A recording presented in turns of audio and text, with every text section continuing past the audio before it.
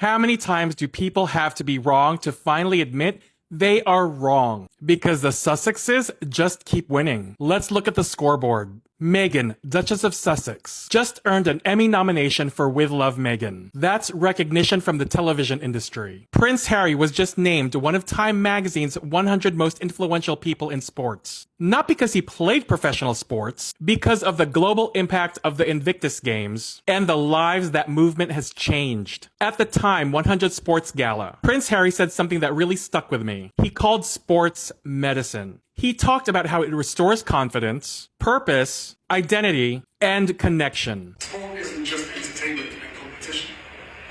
Sport is medicine. Around Invictus, we call it service after service, because our service to others never ends. And in the end, that is the ultimate power of sport.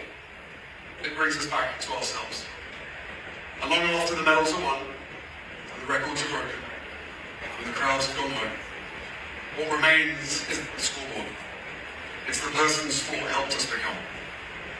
For some, sport creates champions. For others, it saves lives.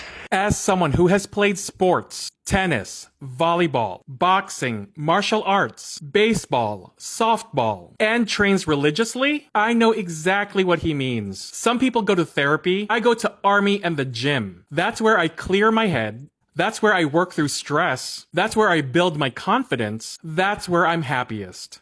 Working out has changed my life. It made me stronger physically. More importantly, it made me stronger mentally. It's my therapy. It's my medicine. And I know a lot of you feel exactly the same way. So when Harry talks about the power of sport, I don't hear a celebrity giving a speech. I hear someone describing something I've experienced firsthand. And let's not forget the icing on the cake. Harry, Meghan, Prince Archie, and Princess Lilibet just reunited with King Charles. Whether that meeting leads to more healing or not, one thing is undeniable. The reunion happened. For years, the Derangers insisted there would never be another family meeting. They said the Sussexes were finished. They said Hollywood didn't want them. They said Meghan's projects would fail. They said Harry had become irrelevant. Instead, Meghan has an Emmy nomination. Harry is one of Time's 100 most influential people in sports. Their work continues to receive international recognition. And they've just taken another step to repairing a fractured family relationship.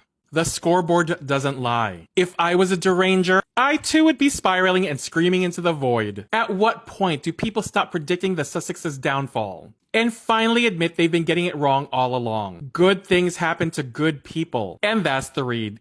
Happy Thursday, squaddies. Hope you are all doing well. 1 week and years of negative headlines started falling apart. You've got to laugh sometimes. For years, some tabloids have been singing the exact same song.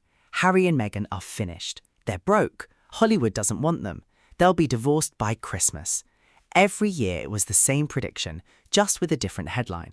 Then this week happened. Boom. Meghan gets an Emmy nomination as a producer, not because she's a duchess, not because she's famous, because people in the television industry recognized her work. Then Harry lands on TIME100 Sports for what he's built with the Invictus Games. Again, not because of a royal title, because of years of standing beside veterans and proving that service didn't end when he left the palace. Now tell me, how do you call people irrelevant when some of the biggest names in entertainment and global media keep recognizing them? That doesn't add up. And here's the funniest part. The critics barely had time to finish complaining about Meghan before Harry showed up with another major achievement. It's like playing a game of whack-a-mole.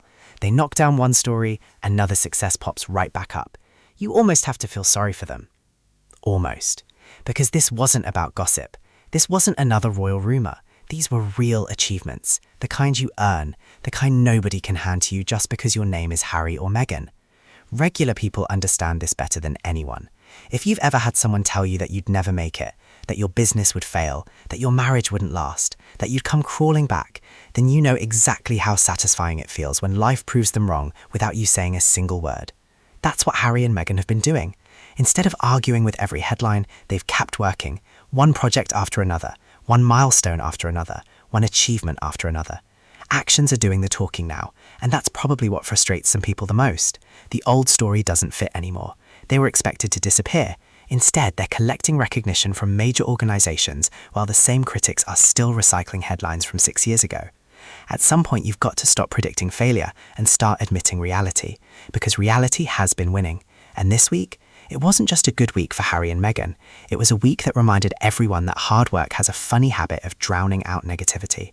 The louder the noise became, the brighter Harry and Meghan's achievements shined. Let's get one thing straight.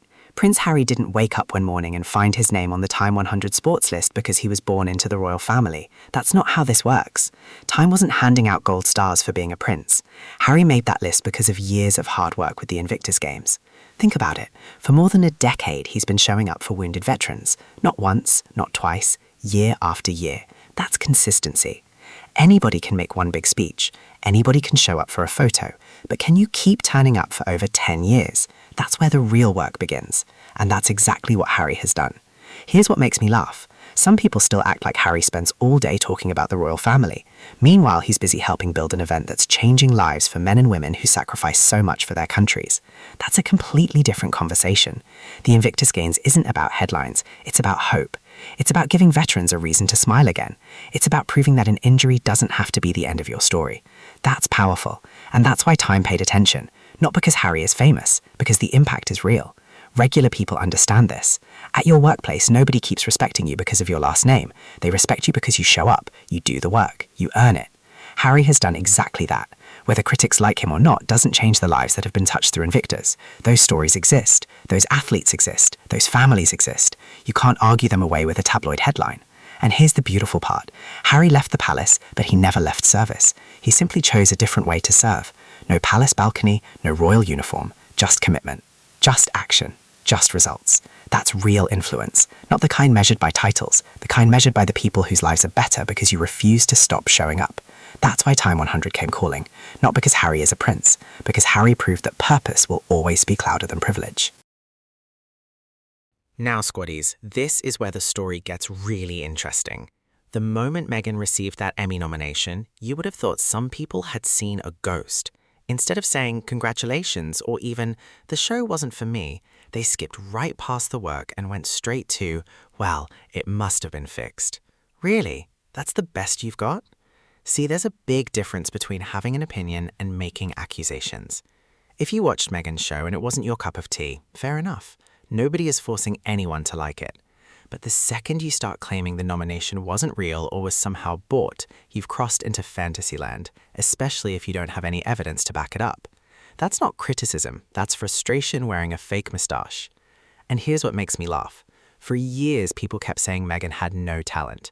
Now she's earned recognition from one of television's biggest award bodies, and suddenly the awards are the problem. Funny how the goalposts keep moving. If she wasn't successful, they'd say she failed. When she succeeds, they say the success doesn't count. So which one is it? You can't have it both ways. Here's what regular people see. When someone keeps finding new ways to win, despite all the negativity thrown at them, eventually you have to give them some credit. Meghan didn't spend her time arguing with every headline. She kept creating, she kept producing, she kept building, and now the work is speaking for itself. That's why this nomination matters, because it's recognition from professionals in the industry, not from social media comment sections. At some point, you've got to stop pretending every achievement is an accident. Success leaves receipts, and Meghan just added another one to the file. That's probably why some critics sound so rattled, not because Meghan lost, because she didn't. Squiddies, zoom out for a second. Forget the noise, forget the clickbait, forget the daily drama.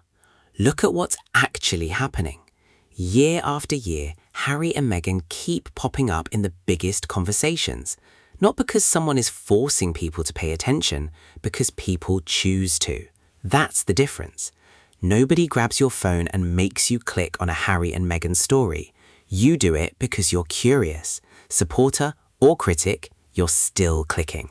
And that's exactly why they keep making headlines. Here's what cracks me up.